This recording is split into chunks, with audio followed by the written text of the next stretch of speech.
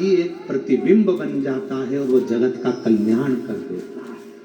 अगर प्रेम से रो रहा है, शंकर का भक्त यदि शिव को रिझाने के लिए, शिव को मनाने के लिए, शंकर की भक्ति के लिए, शंकर का अनुमोदन के लिए, शंकर को प्राप्त करने के लिए, शंकर की अविरल भक्ति में अगर कोई शंकर का भक्त रोता है तो उसका अश्रु भी शिव का प्रतिबिंब बन जाता है। और यदि शंकर का कोई भक्त जिसको कोई परेशान करता है, त्राण देता है, गाली देता है, अपशब्द कहता है, ताने देता है, और शिव के भक्त की आंख में यदि आंसू आ जाते हैं तो वो प्रलय ला देता है, वो पूरा तांडव मचा देता है। अश्रु है, दोनों अश्रु,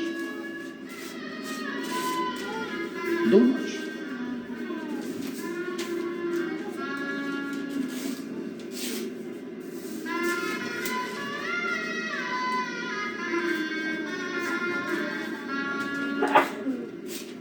महाराज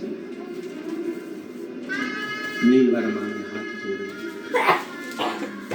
क्षमा कर दीजिए, गलती हो गई, बहुत बड़ी गलती हो गई है, क्षमा कर।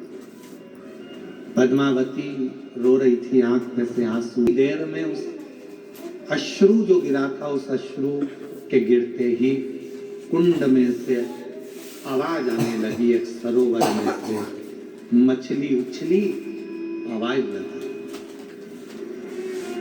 मछली फिर उछली, आवाज लगाई, मछली फिर उछली, आवाज लगाई। पद्मावती, पद्मावती, हे पद्मावती। पद्मावती तो साधना में डूबी हुई थी, ध्यान नहीं दे पाई। मछली ने फिर आवाज लगाई, पद्मावती, हे पद्मावती। पद्मावती ध्यान नहीं दे पाई, वो भगवत भजन में डूबी, भक्ति में। आखिरी में जब आवाज लगाई, मछली फिर उछली पानी में से, आवाज सुना पद्मावती ने। पद्मावती ने हाथ जोड़कर कहा, कहां से आवाज आ रही है?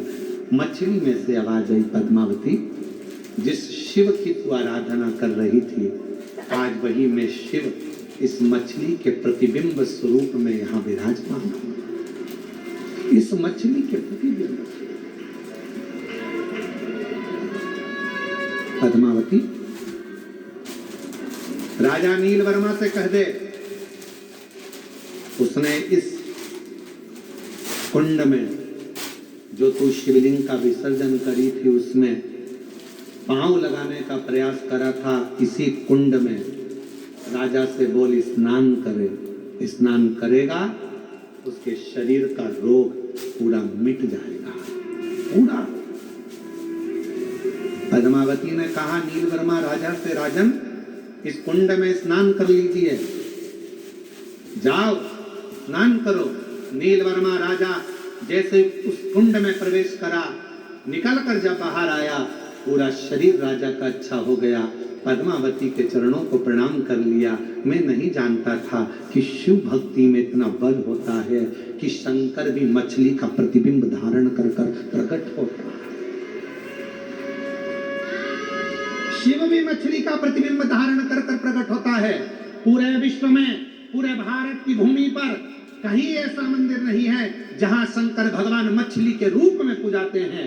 तमिलनाडु में, दक्षिण में आज भी शंकर का एक ऐसा मंदिर है जहां शंकर के शिवलिंग की जगह पर एक मछली की मूर्ति रखी है, और जिसको पूरे लोग शिव मानकर पूजन करते हैं। जहां वो कुंड विराजमान है, जिस कुंड में स्नान करने के बाद काया का रोग समाप्त हो जाता है।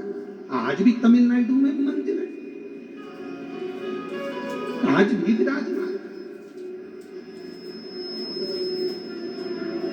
शिव, पशु के शिव, पक्षी के शिव, सबके शिव, सबके।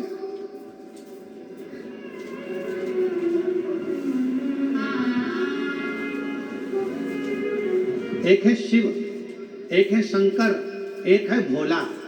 तीन नाम हैं, तीनों को समझ लीजिए। शिव का मतलब है जो तुम्हारी श्वासों में रमण कर रहा है, जो संसार का पालन करता,